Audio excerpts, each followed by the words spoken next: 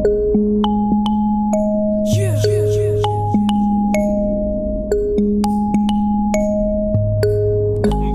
denizleri bana gideyim uzaklara. Kendimin kaptanı olup hazırım boğulmaya. Bırak geceleri bana alışırım karanlığa. Bir mum yakıp ardından konuşurum yalnızlığa. Eğer bugününden kalan bir hatıraysa yarınları karanlıktır, bunu sakın unutma. Sen dünyanı aydınlatacak ışık arasan da boşa.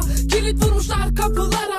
Gözlerimi açtığımda ilk defa bu dünyaya kendimi o anda yabancı buldum. Kayboldum gurbet kokan bir denizde savruldum. Yabancılıkta doğduğum ülkede hayaller hep boş, insanlar çaresiz. Sen konuşmadan onlar sözünü kestirir. Sanki bunlardan devlet habersiz. Böyle bir şey bir arada yabancı olma. Kavrumu gibi devleti yönetenler kimliğini unutturup dostum derler. Tutuşunca etekler çalış derler. Bitince işler git diye emreder. Bırak denizleri bana gideyim uzaklara. Kendimin kaptanı olup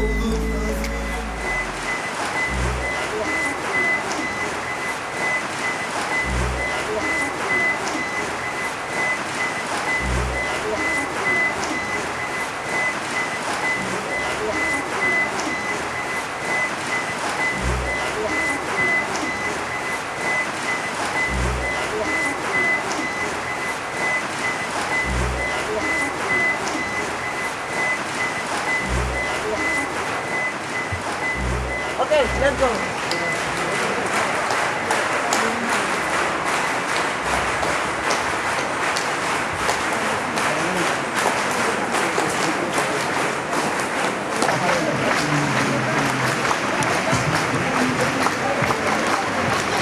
Di su nombre. Di su nombre. Di su nombre. Jonathan Sitalima, 20 años, nacido en Ecuador, muere en el CIE de Barcelona el 19 de febrero del 2009. Di su nombre. A.B. 55 años, nacido en Marruecos, Ingresado al CIE de Zapadores, Valencia, el 16 de octubre de 2010. Su nombre, Samba Fofana, nacido en Gambia, muere en la cárcel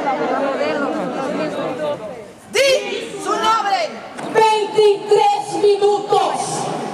23 minutos. Muere un niño, un joven asesinado en Brasil.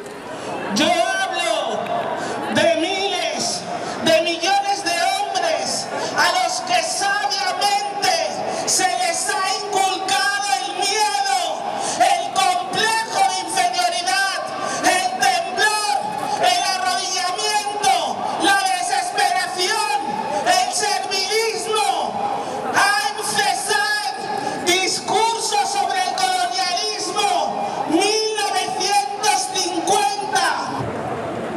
Good afternoon, everyone. My name is Ibratu Sisei. I'm from the European Network of Women of African Descent. I'm here today in solidarity of our brother who died in Minnesota, in Minneapolis, in the hands of police brutality, George Floyd. I'm here to tell you that we are humans. We are humans. We are humans. I'm here to tell you that we have right to live with all dignity. We have right to freedom of speech. We have right to housing, a dignified housing. We have right to healthcare. We have right for us to live just like any other human being on this planet Earth.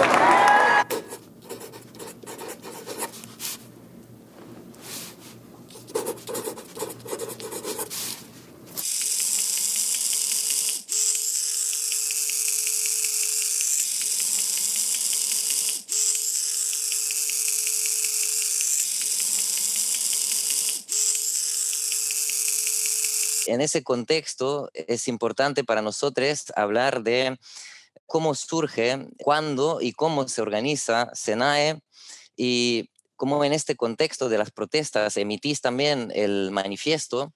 Para nosotros sería importante hablar de qué significa para ti y para la comunidad negra, africana y afrodescendiente en España, que es SENAE, emitir este manifiesto.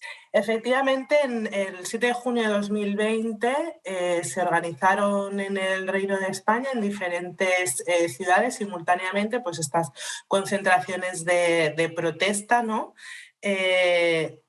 Imbuidos también por el fervor a nivel mundial también que estaba habiendo, ¿no? Eso fue algo que jugó mucho a favor de la multitud de gente que acudió a estas concentraciones y del alcance que tuvieron, ¿no? las manifestaciones. Me atrevería a decir que fueron las concentraciones multitudinarias más grandes de los últimos tiempos en cuanto a autoorganización de la comunidad negra, africana y afrodescendiente en España. Y por lo tanto tienen una importancia capital, ¿no? para el movimiento radical negro en estas tierras.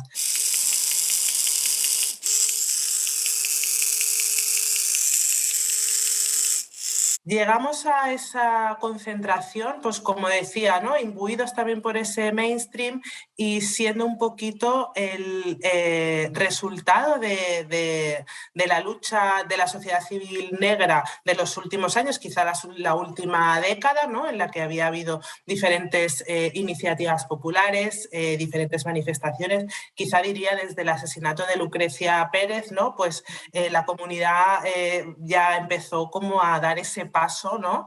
De lo individual a lo colectivo, ¿no? Que es uno de los mayores retos que tiene la comunidad negra, africana y afrodescendiente en España, ya no solo desde SENAE, sino como articulación del sujeto político negro autónomo, que es el objetivo al final, ¿no? de esta organización. Entonces, para la comunidad lo que significa esa fecha, esas movilizaciones y todo el contexto y la creación de SENAE después, pues básicamente es eso, ¿no? Ese punto de inflexión a partir del cual se articula de una manera o se empieza a articular de una manera más sólida lo que es el sujeto político negro autónomo, con la intención clara y clarísima de hacer incidencia política a todos los niveles, no solamente institucional, obviamente, sino primeramente y más importante a nivel de calle, a nivel de base, ¿no?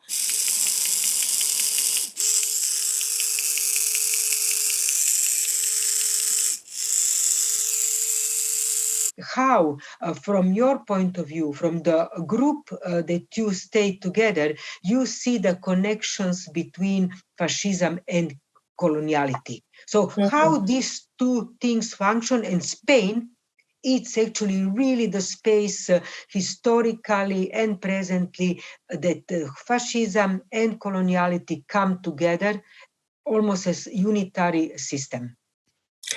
Aquí sí que me gustaría un poco hablar sobre la complejidad de la comunidad negroafricana y afrodescendiente en cuanto a puntos de abordaje, ¿no? de la problemática o cosmovisiones heterogéneas dentro de nuestra propia comunidad.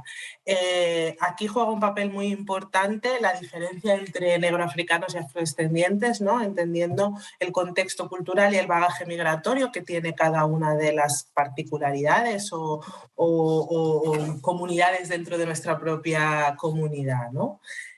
Si bien el manifiesto, como decía antes, el manifiesto y todas las concentraciones, esa autoorganización fue un punto de inflexión en la incidencia política de nuestra comunidad, también fue un reto, ¿no? Porque implicó un trabajo colectivo, implicó un sentarse a dialogar, a pensar colectivamente de qué manera abordar una problemática que nos afecta de manera transversal dentro de nuestras comunidades, pero que no todo el mundo ve de la misma manera o a la que no todo el mundo reacciona de la misma manera, ¿no? Entonces, uno de los retos principales es precisamente esa cosmovisión y esa relación entre el colonialismo, el neocolonialismo, la memoria histórica y las afectaciones materiales de esas consecuencias históricas que tiene hoy en día en nuestros cuerpos negros y en nuestra manera de habitar el espacio, ¿no?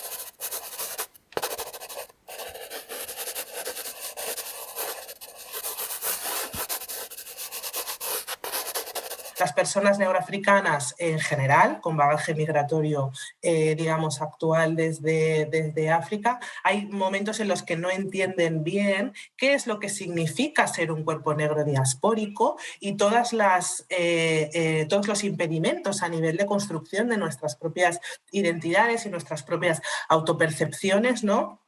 La gravedad de esas implicaciones, ¿no? Hay veces que no se entiende bien, porque es verdad que la violencia contra los cuerpos negros migrantes africanos es muy explícita y muy deshumanizadora, evidentemente, y lo vemos con las cifras de abandonos de las rutas migratorias que provocan pues, todas esas muertes constantes, ¿no? en el Mediterráneo y en todas las rutas, también en el Atlántico, en Canarias.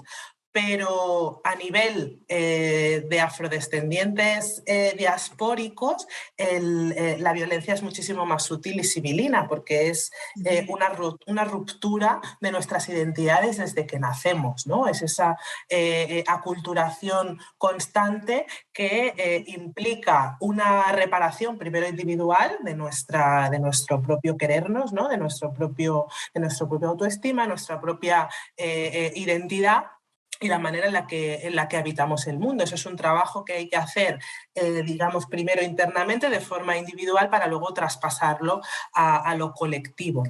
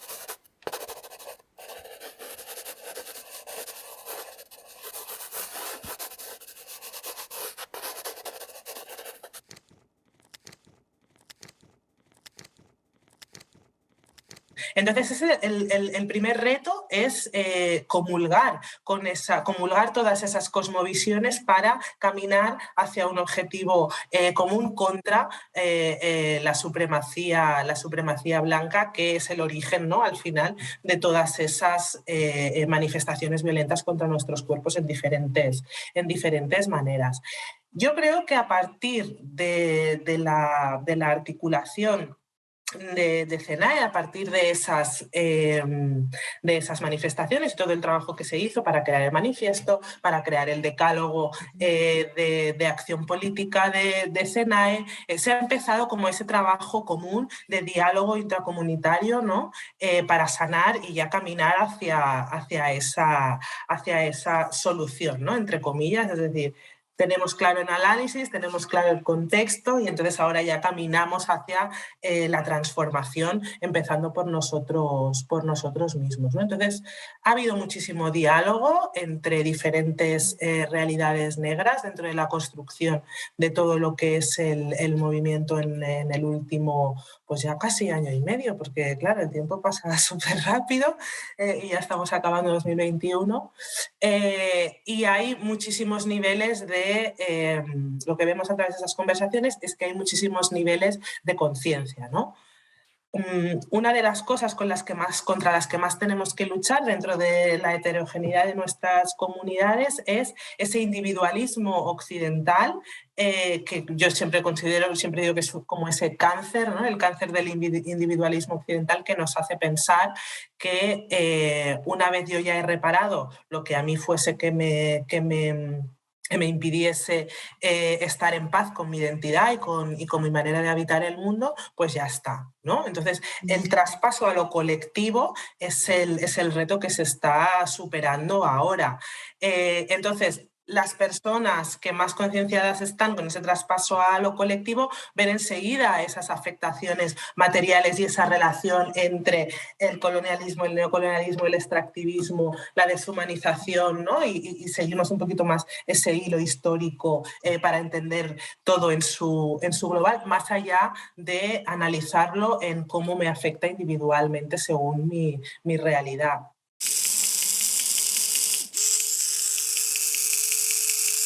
What could be looking the problems, looking what you face now, a certain goal for the political and social future of the LGBTQ plus movement, but also of Flori as an organization in the concrete Croatian space, or maybe wider, former Yugoslav space, or even wider, Europe?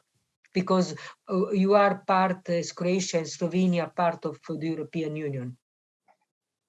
Recently, someone asked me what was different when we found Lori, if I look nowadays, and if we talk about homophobia and transphobia.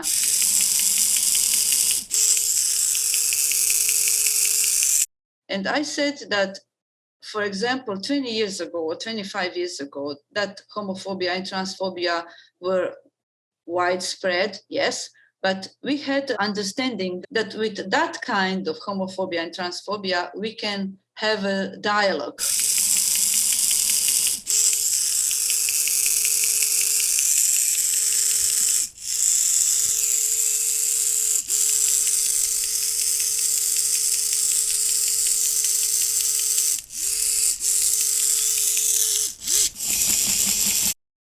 That they are growing from misunderstanding, from prejudice, from not being informed, not being educated.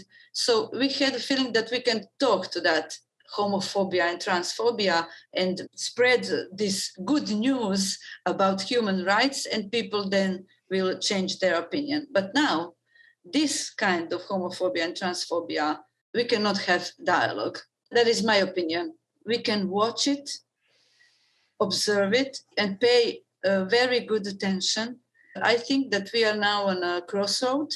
What I can see, it's a worrying rise in intolerance of LGBTIQ people in Europe, in all over Europe. We can see what is happening in Poland, in Hungary, in other countries, but in Poland and Hungary, okay, we can see LGBT-free zone and things like that. This is a fascism itself. So if you think we had a progress and nobody thought that, that this could happen. But this is happening. And I see like it is a crossroad. So right-wing conservative parties and organizations are using social prejudice against LGBTIQ for their own political goals, for their own power. They are defending traditional values, which is of course just fictional. Doesn't exist. They use hate speech against LGBT people. They introduced LGBTI ideology, another thing that is not existing. And also just to divert public attention away from government failure to address pressing social issues and rising inequalities and attacks on human rights and democracy. So that is just a political agenda. But if we don't pay attention, I think, yes, we could end very badly. So it's a crossroad. Anti-gender movement is on the rise. As I said, well-funded and organized. There is a slowdown, stagnation in protection of LGBTI human rights, especially in affirming and introducing policies and laws regarding health, trans health and legal gender recognition.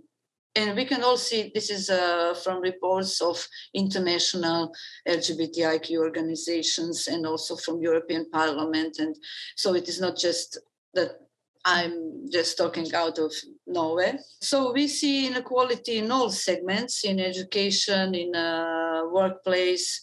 We have, in Croatia, for example, we have textbooks with very homophobic and transphobic contents. We have a latest research from European Union Fundamental Rights Agency, and that is the greater research among LGBTIQ people in Europe and also in two other countries, Serbia and North Macedonia. So 140,000 people in this research, and we have, for example, in Croatia, we have just 4% of LGBTIQ students are open in their schools, just 4%. We have also almost 60 to 70% people who were discriminated in their workplace and in public institutions. And also 65% people who experience violence, and so on, so on. So I just wanted to say that it is our reality. We also still have situations that people do not hold hands to each other in the street. So this is basics. It is not about some big stuff, but it's basics. That is my fear also. When I think about this crossroads in Lori, for example, when 2013, when that movement anti-gender and anti-LGBTIQ started, we were not aware what is happening because we were gaining some success in legislation. We were just very close to have a Life Partnership Act and things like that. We had a feeling like we are on the top of the world. And then we have LGBTI-free zones. And then we have a ban on talking on LGBTI subjects. And then we have bans of LGBTI pride marches also in Europe. I think that we have to start thinking about with what we are dealing, use that solidarity, what we talked about before, regarding all human rights, not just LGBTIQ, and maybe push forward in some other social road, not just fighting our own battle, but trying to rethink social structures and maybe to build some other society, to introduce some other kind of thinking that will not be based on oppression.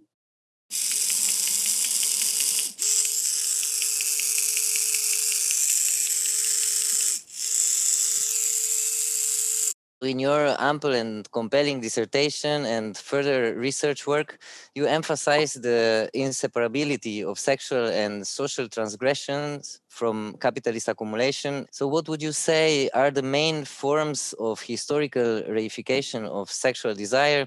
How do you explain these processes? And if you can give us some examples. The idea of the historical reification of desire comes from this queer Marxist theorist, Kevin Floyd. He wrote a book that was published in 2009, The Reification of Desire. Floyd is really one of the first people to kind of think about queer Marxism in those terms, as in like queer Marxism, what does this mean? Floyd argues in that book that across the 20th century, psychoanalysis as a discipline of knowledge and thought and self-understanding really functioned to solidify and I guess you could say kind of objectify, if we're talking about what reification as a word means, how people understand themselves as sexual subjects. So psychoanalysis teaches us that we go through this developmental phase from infantile sexuality to a full adult sexuality where heteronormativity is in Freudian terms at least, the kind of the goal, and that like what we might call queer sexualities or bisexualities are like aspects of knowledge that get overcome in that process, in the developmental process towards heterosexuality. And so Floyd's really arguing that psychoanalysis as a discipline of knowledge that people have access to functions in the same way that reification, which is this idea that George Lukács really puts together in his work, History and Class Consciousness. And Lukács is really talking about the forms of labour that take place and how labour practices in the 20th century, under the rationalizations of what's Fordism or Taylorist production processes, lead to this like simplification of labour. So we become de-skilled as labourers, our tasks become more specific, we do them repetitively. And whilst Lukács is talking about the production line, Floyd's basically argues sexuality undergoes the same kind of process, that becomes repetitive, that we almost become these like contemplative subjects in this role. Floyd doesn't go as far to argue that, but I would say that if we're really talking about reification, we have to think about this dialectic of, on the one hand, reification is talking about this kind of like passive conditions under which we're acting. And then simultaneously, we're still kind of agents within that. We're still agents of labor. We're still agents of sexuality, even if we're responding to these kind of conditions that are just encouraging us to do one thing or to be in one way. So that would be the idea of the reification as desire as laid out by Floyd, and maybe through my interpretation of it.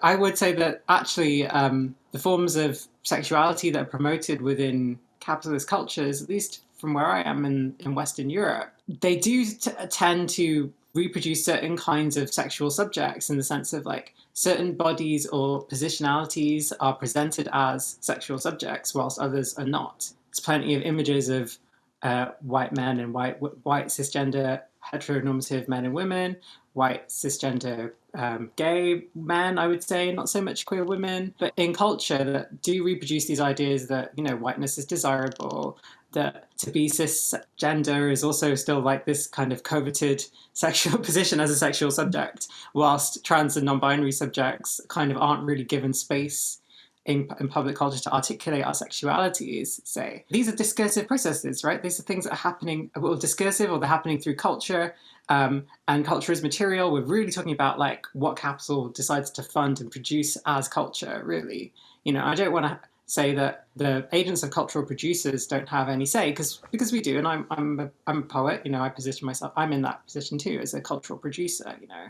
But capital is really, you know, if we're talking about media and film and these like high, you know, what Floyd would call these like capital intensive forms of visibility, and that's a quote, then we are really talking about, that involves money, that involves production in these great ways. So I think this does fall into this wider sense of like, what is acceptable within capitalism for LGBTQ people, subjects? What forms of relationships and what kinds of sexual desires? And the history of the AIDS crisis is still quite recent in terms of history, in terms of like how certain sexualities get kind of pathologized in certain ways, in terms of pathologies around AIDS and HIV, but also in terms of what kinds of stigmas attach themselves to what kind of sexual practices.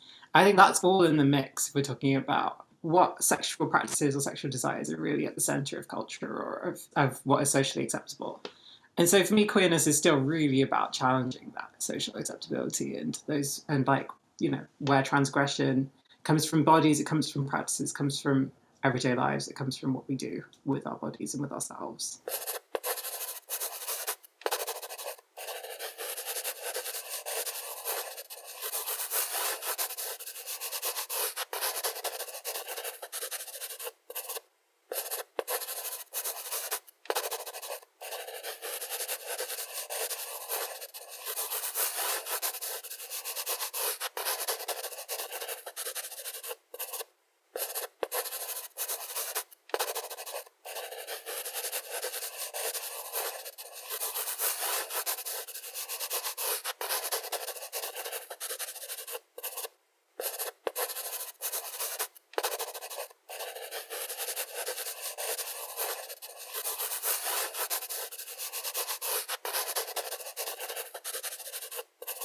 You are actually saying where is the working class that we can discuss, in which way what is this force?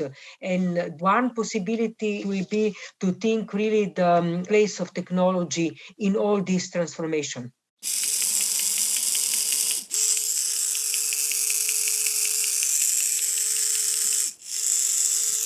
A lot of people want to see the working class as a larger coalition that is composed by various kinds of people and interests that would cover, an intersectional alliance where you have racialized people, where you have trans people, you would have working class women in that sort of a coalition. So I want to think about that question a little bit differently. So to make sense a little bit about the role of technology and what's technology, how technology is part of this Vampire 2 model. Thinkers from Yanis Varoufakis to McKinsey work seem to believe that exploitation function according to something either close to techno-feudalism or to a post-Marxist model that exploits information. So you have a sort of a cognitive form of exploitation where the ruling class is hoarding information. And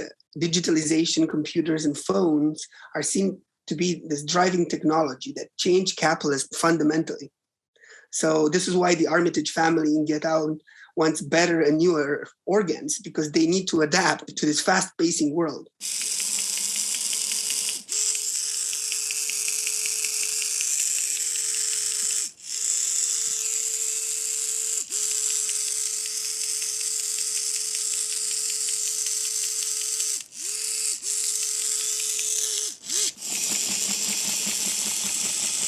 But the problem is, I would call this orientation to technology presentism, from present, right? You just focus on the present a lot, and you think that the present is special in some ways, because the present seems to neither fit in the sort of a Leninist category of imperialism, nor it doesn't fit very well in the sort of a Marxist understanding of the evolution of capitalism. This idea that technology is something completely new today, right? I think it misses in many ways how people in the past, or how in Marxist-Leninist states, people were able to imagine a real political alternative to capitalism. So to me, the role of technology as something completely new should be criticized as a dead end, because the question of technology cannot be separated from the problem of classes and how they are tied to particular national and geopolitical regimes. Can you go back to the communism suffered from the main assault? How, in the most synthesized way, you will define this assault? Assault that we're talking about is to a certain extent described by the term sunken place, the one that is used in Get Out. And that term seems to capture a feeling that is widespread today. There's sort of a feeling that your body is not your own, your space is not your own, your whole being has been colonized and appropriated by others, right? While Marxists, they're interested in offering explanations about history and the role of economics in capitalism, on the right, we see a sort of a growing interest in religious and anti-scientific ideas about body abduction, right? So this is a feeling that a lot of people share today, right? That their bodies are not their own. Mm-hmm. But I think that this feeling has a sort of a historical endpoint. Like, we don't have to feel this in the future as well. I remember when I was a communist boy, the 1980s, Romania, I was a little boy and I was reading the Romanian version of Iskra.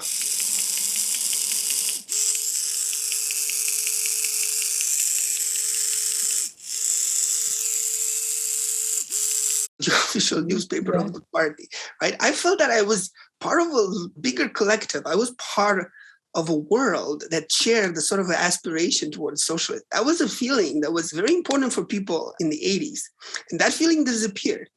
And again, to go back to this feeling that our bodies are kind of used by others to be exploited, that feeling is very real for a lot of people, but it can be modified and transformed in different places. So now, I guess the assault on the sort of a communist, the assault on our social life, we can see it in the ideas that we're kind of stuck here. And this immobility is well captured by right-wing ideologies that tell people, look, they give people explanation. They say, look, your body is controlled by big business. The new right knows very well that that feeling has to be exploited. And I guess it'll be a little bit our role to try to do something else here.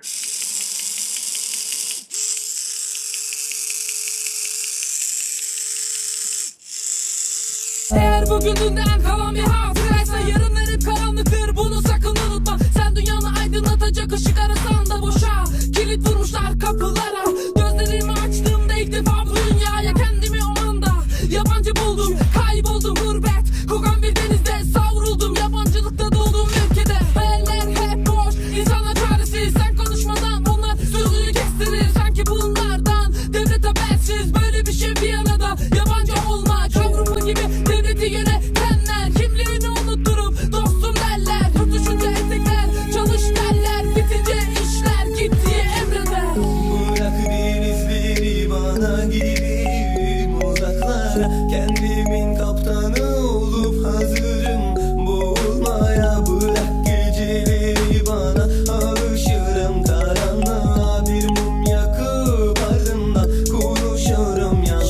Die Einsamkeit ist so tief auf kein Anfang oder Ende. Was spricht, bis nicht du, sondern deine Seele. Das Leben ist ein Meer, vergiss nicht zu atmen, bevor dich das Wasser nimmt. Lern zu schwimmen. Ich war ein Kind und wurde ins Meer geworfen. Unter Blonden war ich der Einzige mit schwarzen Locken. Ja, ich war anders, ist das mein Fehler? Die Wurzeln trägt man bei sich und zwar immer. Jetzt stell ich die Frage, wie erklärt es sich? Hautfarben bilden den Wert und wie nährt es mich? Ist nicht jeder wertvoll, wir sind alle gleich. Egal ob Christ, Muslim, arm oder reich. Was dich nicht umbringt, macht dich stärker. Der Kampf geht jeden Tag immer weiter. Es gibt keine Wahrheit in der Welt, volle Lügen. Ich bin ein Ausländer mit Vergnügen. Bırak denizleri bana gireyim uzaklara. Kendimin kaptanı olup hazırım boğulmaya. Bırak geceleri bana alışırım karanlığa. Bir mum yakıp ardından konuşurum yalnızımla. Zordur bazen hayat, yorar seni. Mutluluk da yan komşu gibi uğrar arada bir. Susuz bir çölde su arar misali. Yolunu kaybetmiş gibidir yabancı olmak.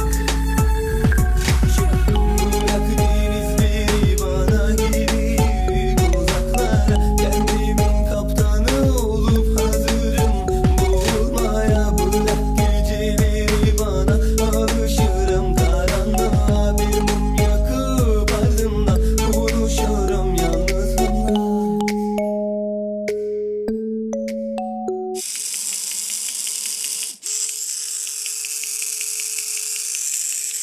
You started a very important process that was absolutely outside of the mind of the civil society, also grassroots positions in Slovenia. This was about migration, racism, the administrative discrimination, the marginalization. And my question will be, could you reflect this from that moment on? What you found in Slovenia, because from that experience we get the front against racism and other movements going to rogue to expose things. So could you reflect this back through your position? Info Colpa also, so yeah, let's connect it also to activism. Yes, I think everything started in Slovenia with breakup and collapse of Yugoslavia, and plus when Slovenia entered the European Union. So I came to Slovenia in 2001, and then I met people who were fighting for the rights of erased.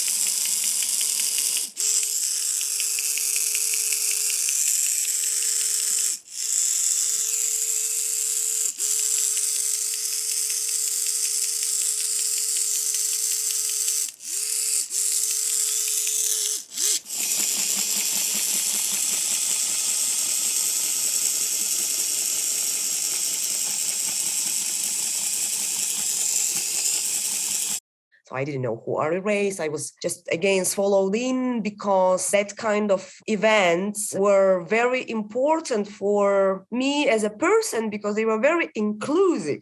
I was a migrant, and I look like very Asian person and living in Slovenia, which is a very small European country where you don't have this melting pot, police will not racially profile you in the street, it's true, but you always feel this a little bit detached position of you and people and the territory you live in, you know, it's different. So I'm the one who always should make a first step saying, hey, hello, how are you, you know, because when I am in, for example, in a hall with people who are mostly Slovenians, they will never approach me because I'm different, you know. Oh, she's different. Maybe she doesn't speak Slovenian. So it's me who should always even approach and start first word. And this is how I see this, you know, effort of breaking through barriers, of getting included.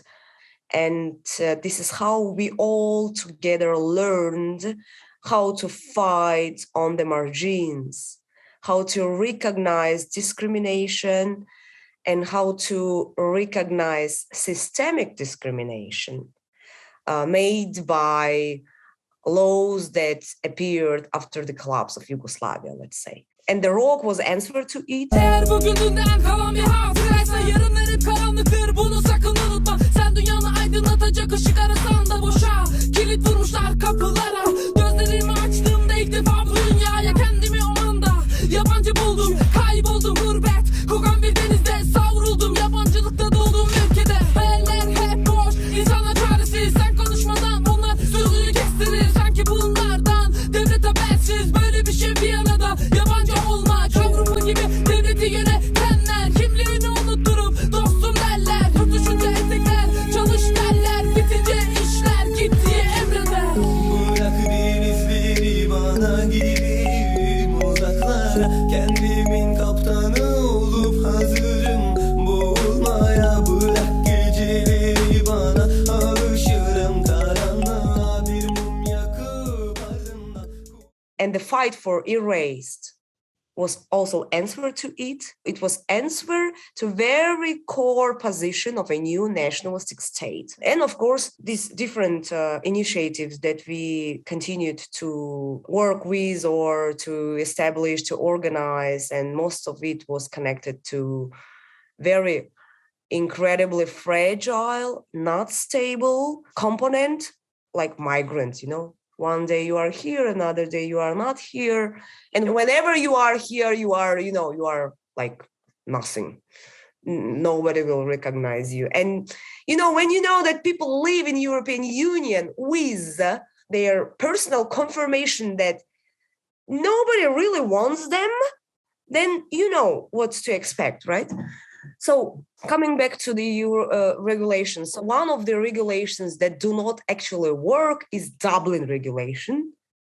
And I think new pact will cancel these Dublin regulations, but they are keeping the first safe country, you know. But these are again technical. From the political point of view, everybody has a right to move and ask for asylum and for protection wherever they want. Yes, there are rules, and these rules are somehow respected by national authorities who take care about this protection act. But generally, from my personal experience on the Balkan route, I see that people move on. And people, they stay when they feel good. They stay in some certain countries when they are forced to stay. For example, Dublin from France is functioning, and from Switzerland. So there are people who are coming to Slovenia from Switzerland, from France, by Dublin deportations. And from Germany, of course, it functions. But some countries, they do not do this. So it depends, you know. And this knowledge they have people, because they hear from each other, they read. Facebook is very helpful, WhatsApp is very helpful, and all these things. And they choose countries where they can be safe for some time and try to legalize, you know. And when we think about borders, we always think like, oh, these are very bad borders, right? But when you talk to people on the move, they know that it's not safe, but they accept it as their struggle, you know, as their fight, and they fight it. They go on and they try to forget it. They know that injustice starts on the border. And on the border, they find out that, this is kind of Europe we have, right? Okay. And then once they are inside of the European Union in big cities, they try to heal themselves by trying to legalize themselves, working hard, sending money to home, remittances from migrants to the third countries increased for almost 8% in last year. And this is a good, actually, data for ministers. Let people work, and then it's a win-win position. And we do all this, like in Slovenia, in Infokolpa.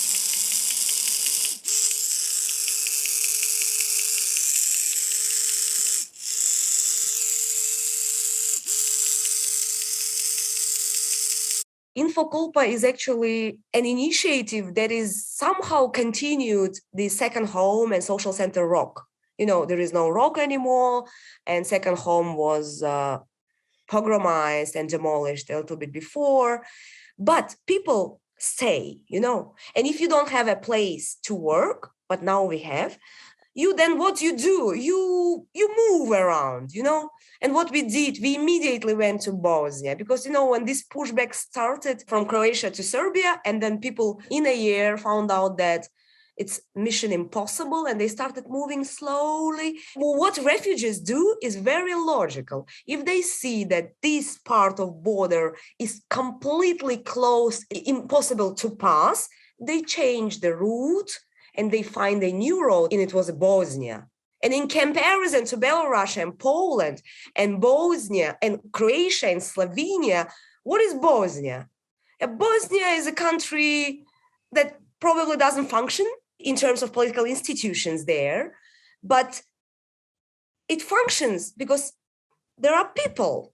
There are people staying for 4 years and trying to cross the European Schengen border. In Belarus, probably you will not be able to do that because it's a much more strict system. In Slovenia, you cannot be outside. You will be immediately detained. And the same in Croatia. But in Bosnia, they build up some camps, some infrastructure. It's a big problem. And yes, it's so hard for people to survive, but still it's surviving. Numbers, big numbers of crossings. There are official numbers and there are unofficial numbers. And unofficial numbers are higher than official ones. So there are always people who just succeed. But when they succeed, they also know that they succeed, but there were some people who died. But refugee movement, from its very, very fragile position, it's maybe the bravest, the strongest, and the best movement for struggle, for right to stay, for freedom of movement, basics.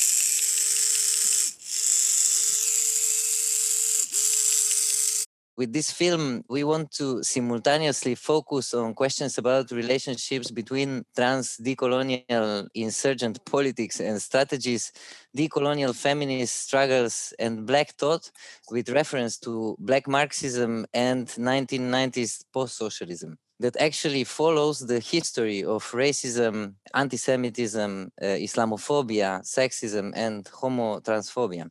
So the questions we prepared are related with your article, Abolition, Geography, and the Problem of Innocence. And let's start with the first one. What defines the institutions of carceral geographies? All right. Thank you for inviting me to be part of this conversation and this project, which I think is very important, and we need more work like this being done everywhere.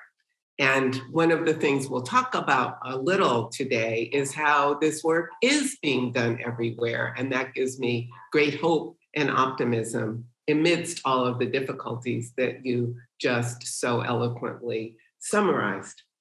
So the institutions of carceral geographies are many, and they extend from borders to normative regimes of sexuality, to the relations that appear natural but are actually social, that we call race, the obviously social and political categories of citizen and migrant.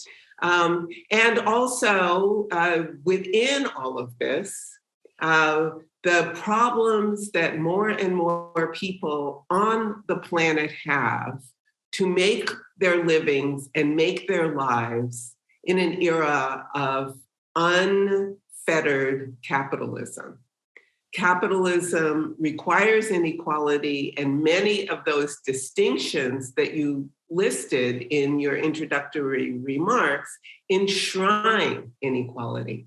And so we struggle to undo capitalism in all of its forms, which I call shorthand racial capitalism, to remind people there is no possible inherent human flourishing under this mode of production, and to think about how the carceral interrupts people's lives by interrupting their flow, their movement, their everyday, and especially by extracting from people the one non-renewable resource, which is time. Referring to the text, Abolition, Geography, and the Problem of Innocence, that is, every word is like a notion, I would like if you could immediately tell to us what is the biggest problem of this innocence in the carceral system in the US?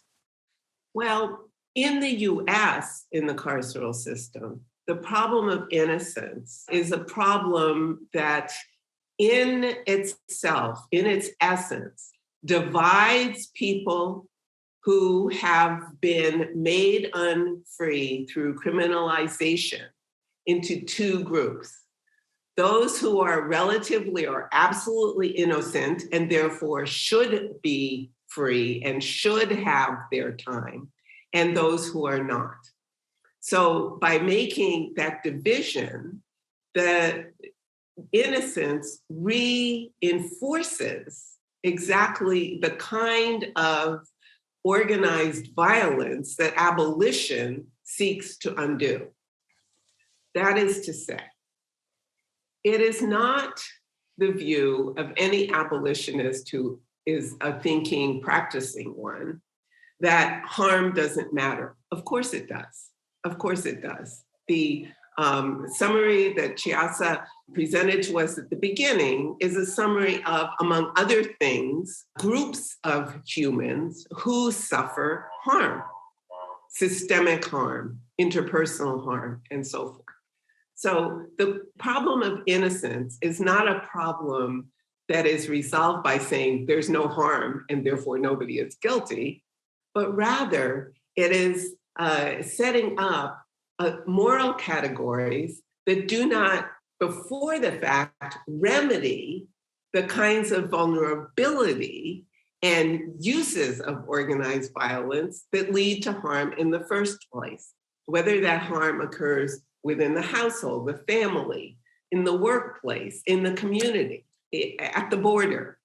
And so when we talk about, for example, prison abolition, we are not saying, oh, just knock down the buildings and everything will be fine, but rather to say, what is it about organized violence that we can and must change?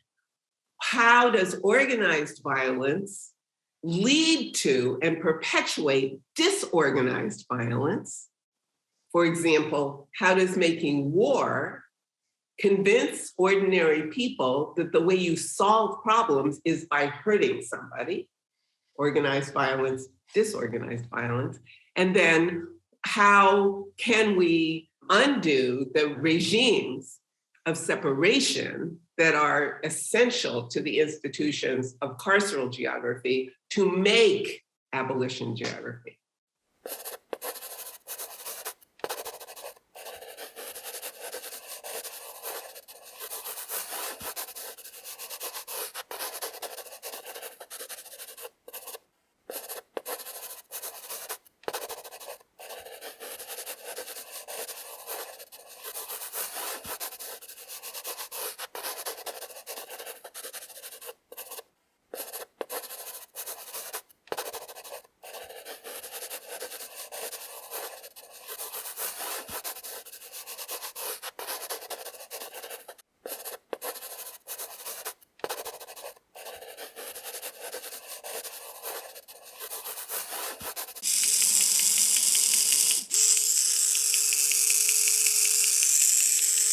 We have been talking a lot about Yugoslavia, socialism, capitalism, but now I would like us to continue in thinking also post-socialist context in Yugoslavia and also beyond, and in relation to what you also wrote a lot about racism and homonationalism, how homonationalism works in relation to anti-Muslim racism, and when, as we are talking about, decolonial discourse intervenes in this system, what happens?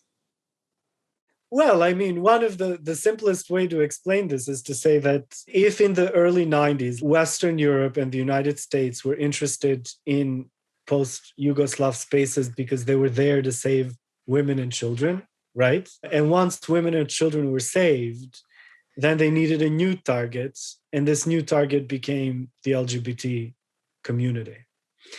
And I don't think this only happened in Bosnia and Kosovo and Macedonia. I think this happened across post-socialist spaces. It happened in Ukraine. It's happening still. It happened in all post-Soviet spaces, right? What's interesting about the discourse, the way in which the discourse was articulated in Muslim majority countries, as opposed to non-Muslim majority countries, I think it's very interesting. So for instance, in Serbia, when LGBT movements came under attack, they came under attack from skinheads and from nationalists, right? Which is very interesting.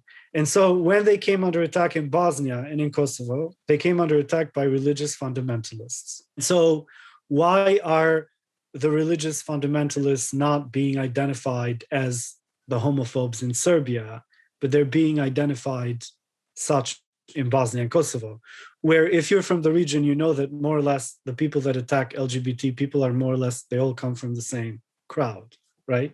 I mean, just generally far-right freaks who are completely disenfranchised from any kind of political engagement and who have very dubious relations to, you know, post-socialist far-right authorities.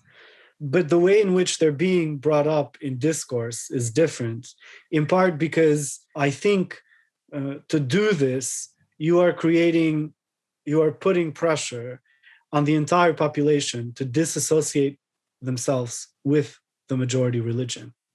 And so most of the pressure on Kosovars and Bosnians is for them to disidentify with Islam, right?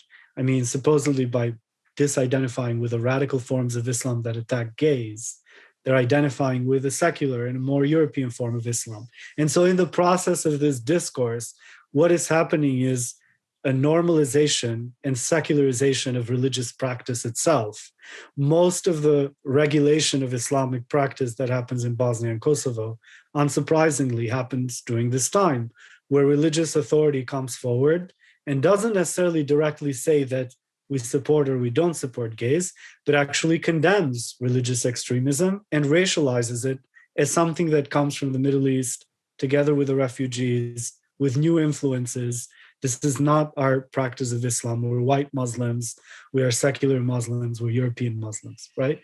And so the moment you create this discourse, you have actually won the game of creating the kind of model Muslims that you need in the periphery, because they're seen as weak links. So you have to maintain this pressure. You have to maintain this game. You have radicals amongst you, you know, they just attack gays or and so forth. And so the need to constantly reproduce this secularism is installed to make sure that there is no politicization of Islam, that there is no radical Muslim, like Marina explained us with the guy from Berlin that said, so you could be a radical anything, but you can only be a moderate secular Muslim.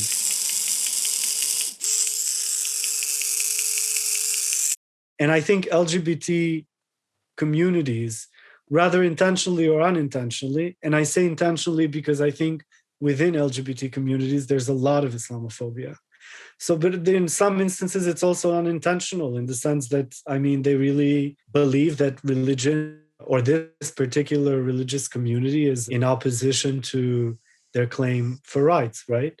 So it's complex because that can be the case, but it doesn't erase the fact of how it's used strategically to sediment a very particular kind of white embodiment and secular embodiment of Islam. And I think that that designation is also important to make sure that local Muslims in the Balkans don't see Arab refugees or African refugee Muslims who come through the Balkans as being part of the same community of faith, because you don't want waters muddled in an already very precarious region with not very clear identifiable markers of who is and isn't white, right? So that tension needs to be sustained. I mean, what I find fascinating is that now, even that discourse is not there. I think now what's happening, I don't know if you've been following the news, I mean, now it's just simply drone surveillance of migrants and pure security infrastructure. When you think of the last decade, at least there was a discourse. I mean, there was, whatever you want to call it, a Euro-liberal discourse. The idea that there was a tendency to kind of designate some space to think about these things, as opposed to now where you have a carceral infrastructure that's essentially there, and that's it. But I think it's important to also speak, since we are talking about the region, there's also a lot of letdown by the left. I mean, just last week, Kurti's government, which was the hope of the left in the entire region, they signed an agreement with Denmark on the transfer of prisoners from Denmark to Kosovo. So Kosovo receives money to take in prisoners from Denmark. So Kosovo becomes this kind of state that maintains the prisoners of Europe, so to speak, while also maintaining the borders of Europe. And so Albania picks up the garbage, the toxic waste that comes from Italy. That's one of the largest imports, right? It's waste, it's medical waste. So these are all issues and processes that have happened, unfortunately, under leftist governments. When the right wing took over in Slovenia, in Bulgaria, in Greece now, they already took over from an established carceral border infrastructure, right? Tsipras left the new far-right government in Greece an infrastructure of borders that they didn't expect to find, you know? So I think that's also a problem. Eğer bugününden kalan bir hatıraysa yarınlar hep karanlıktır, bunu sakın unutma. Sen dünyanı aydınlatacak ışık arasan da boşa. Kilit vurmuşlar kapılara. Gözlerimi açtığımda ilk defa bu dünyaya kendimi o anda yabancı buldum. Kayboldum gurbet, kokan bir denizde savruldum. Yabancılıkta doğduğum ülkede hayaller hep boş, insanlar çaresiz. Sen konuşmadan onlar sözünü kestirir. Sanki bunlardan devlet habersiz. Böyle bir şey bir arada yabancı olmak. Avrupa gibi devleti yönetenler kimliğini unutturup dostum derler. Tutuşunca etekler, çalış derler. Bitince işler git diye emreder.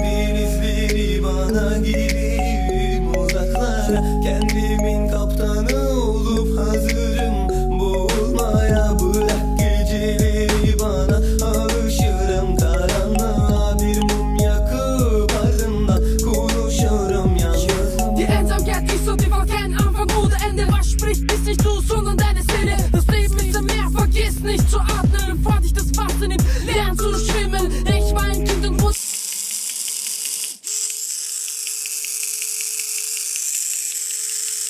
Thank you first to be with us, and maybe just to say very, very shortly, the film has these two lines. One line is the relationship between trans decolonial insurgent politics, decolonial struggles. On the other side is the black thought with a reference to black Marxism. And we always focus on one work, on one event that we try to clarify with questions and actually understand what and how the author thinks. So we relate to your foreword the global contributions of Black decolonial Marxism that was published in the book Marxism and Decolonization in the 21st Century. The first question will be, what would be your reflection on epistemic ignorance in westernized universities, and also your reflection on epistemologic racism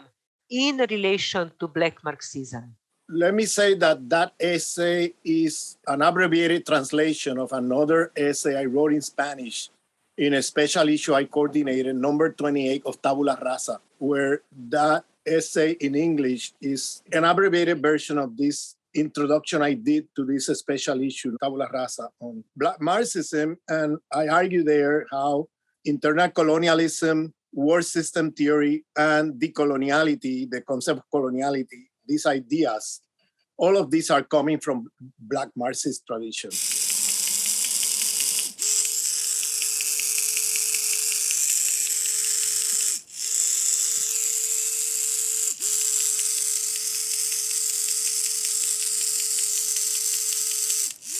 And part of the problem is that there is what I call epistemic extractivism, that all these Black Marxists have been submitted to a process of extractivism of Western thinkers or Westernized thinkers that basically take their ideas and recirculate their ideas without recognition. I think that many social movements don't have to be citing authors to appropriate ideas and struggle, so I'm not coming from an academicist point of view that you have to be citing the whole time everything, otherwise you are plagiarizing and things like that. I think that's ridiculous.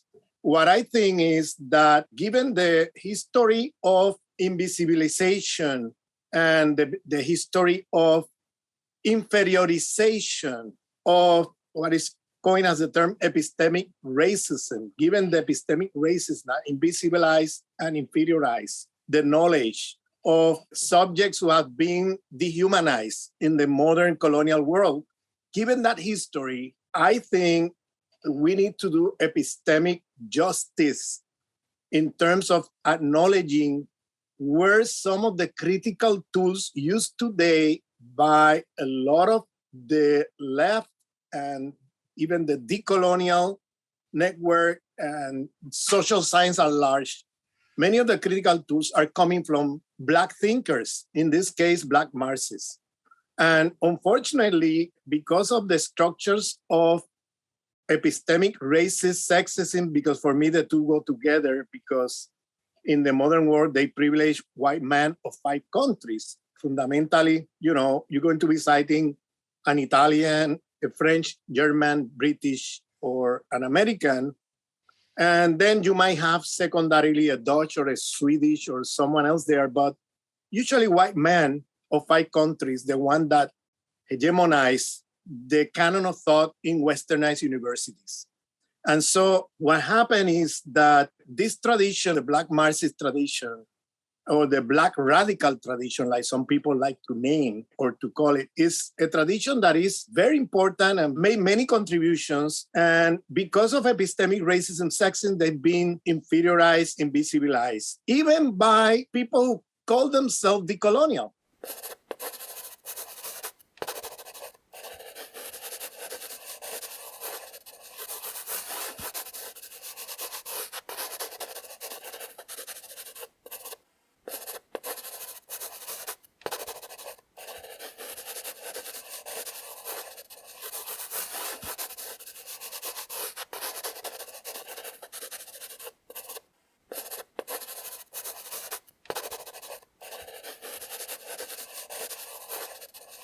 the erasure and whitening is also ongoing in relation to intersectionality and Black feminist Marxism. So I would ask you why it's important to bring this into conversation and for our current and future struggles. What would you comment?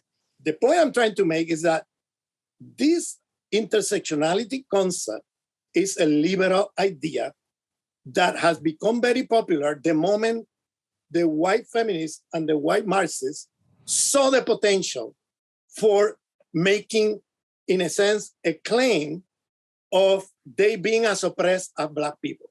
And it took away the radicality of the critique coming from the Black feminist tradition of interlocking, of multiple, Angela Davis, Barbara Smith, Patricia Riccol, others that were talking about the entanglement of oppression. Now it became so popular, so like a fashion in academia, that now even Black feminists have to use the term for people to talk to each other, you know? But I can tell you that, you know, there are famous Black feminists that are not satisfied with the use of the term because they have to be explaining the whole time what they mean, different from Crenshaw.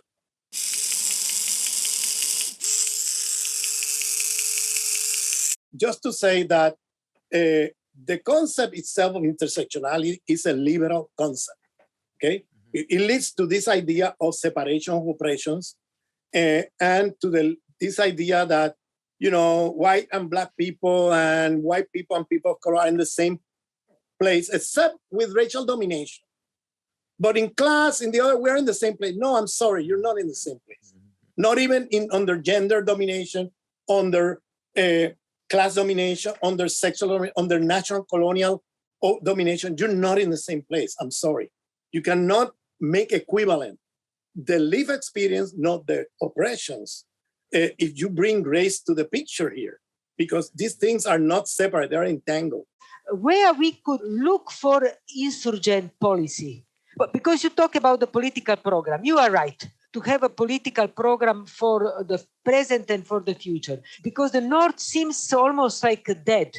Where in your work you see a potential of a movement, not only academic, but... Listen, it's happening as we talk. You could see it in the anti-imperialist struggles going on in Latin America today. Indigenous movements, anti-imperialist movements in Latin America, in Africa. Look at Latin America today.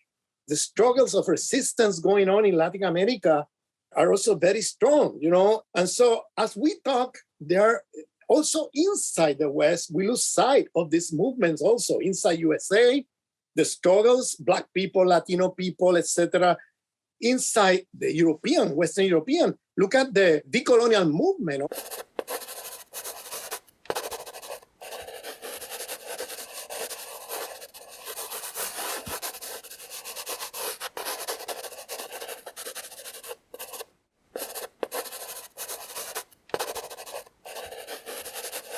I have actually an additional question that is coming from the previous one. When you talk about the divide between South and North, you say supposedly division. And I found this supposedly division very important because you question in a certain way very clearly. Could you comment on this? The South and the North, and we all the time replay this. So what do you want to tell us? I think because I think I'm also trying to unthink that too. You know, that's again like me trying to unthink the intellectual discipline that I've been schooled in. I mean, like literally schooled in terms of my formal education. And so think about that, like the global North doesn't exist in isolation. All of the wealth of the global North has like accrued and accumulated through the extraction of labor, resources, land, and people from what is often labeled as the global South, right? And that accumulation, I think Marxism is really powerful in helping us think that all of those resources, all of that labor, all of that life that was extracted is still present in some form as value. And that's still like why, say, at this moment, we have the wealth inequality between the global North and the global South is so massive. Frantz Fanon says Europe is literally the creation of Africa. You know, it's like there would be no Europe if there wasn't enslaved Black, African, and on much smaller scale enslaved brown, South Asian, East Asian bodies who've been put to work in service of capitalism and capitalist nation states in the global north as empire. These things are inseparable. So, and this is still happening now. And I think the thinker who gets me most excited about this at the moment is Françoise Vergès, who's a francophone decolonial feminist. And Vergès is literally like, how do we begin our feminism from thinking about the women who are predominantly from North Africa who are cleaning the Gare du Nord in Paris? And so it's like, how do we position them at the center of Marxist feminism? What does it mean if we're really thinking about their material interests as like the people who are at the core of our vision? I think that's still really key in terms of who is at the center of our vision of Marxist feminism. You know, are we thinking about Black and brown migrant workers? Are we thinking about precarious trans workers? Are we thinking about sex workers? You know, are those people at the center of our analysis? And how are those people otherwise excluded from that?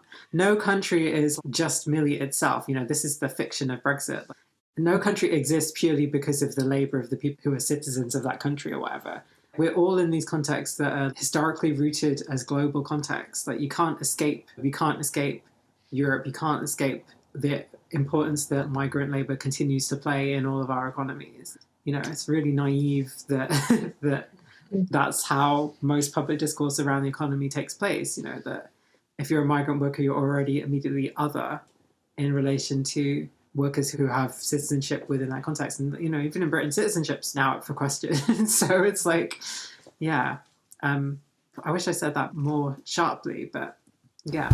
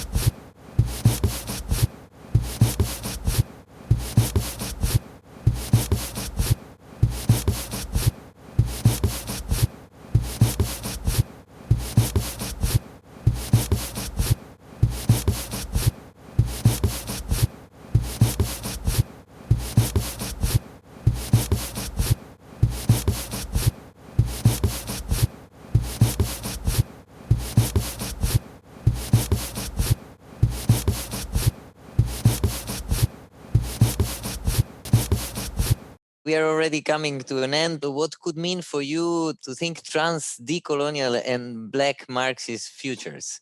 That's a great question. And I like that there are so many words, because putting all those words together reminds us that we have to have the confidence to think with complexity without imagining that that means we have to write for 50 years before we can do anything.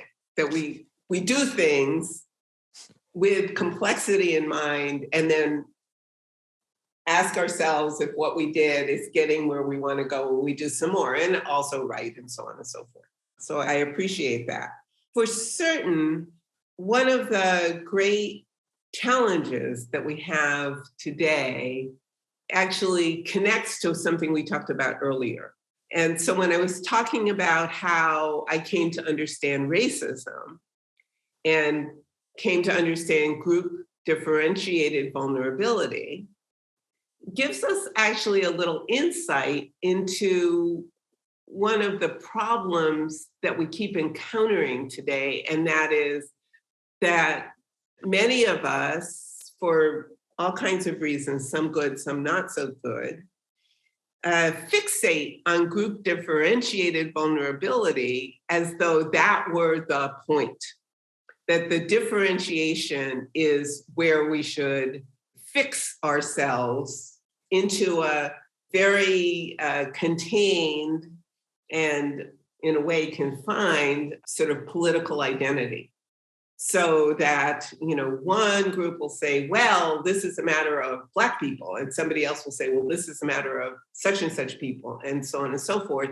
And then there's a lot of hostility and suspicion when somebody from some other group gets too close, right? This kind of, these assertions of authentic suffering.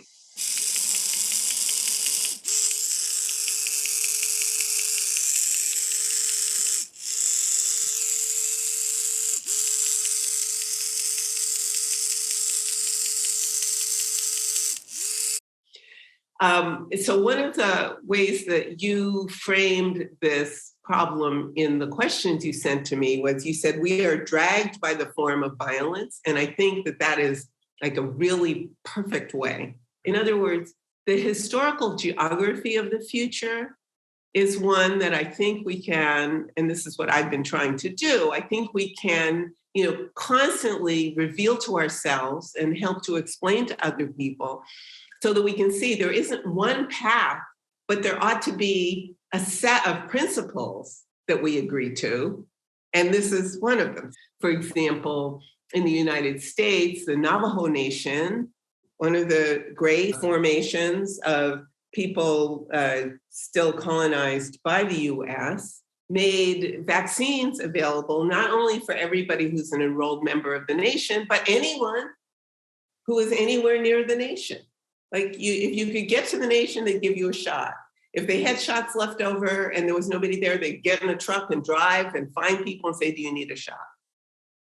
So the Navajo Nation, anti-colonial, Kerala, communist socialist, Sikhs, faith community with a vision of service that extends beyond the boundaries of the faith community. In all cases, there is this unboundedness that is still based in specific understandings of the world and struggles around it. And that's where I get hope. And I've come to think that way and talk that way because of the study and mentorship that I had over the years in a very large and syncretic Black radical tradition coming out of places like Guinea-Bissau and Amilcar Cabral, and out of South Africa, out of Cedric Robinson and his work, that great book, Black Marxism, Stuart Hall and the work that he did coming out of the Caribbean and then working in the UK and beyond. I already mentioned C.L.R. James, also Caribbean, and so forth. Milton Santos, a really great geographer of a generation older than me, from Brazil. So this tradition isn't an encased tradition. It is a tradition that lets us see things that might appear to be wholly separate from the tradition, but it's the understanding that matters. Or as Cedric used to say to me, it's consciousness that matters. It's not experience, it's consciousness. If it were just experience, capitalism would be over. Consciousness.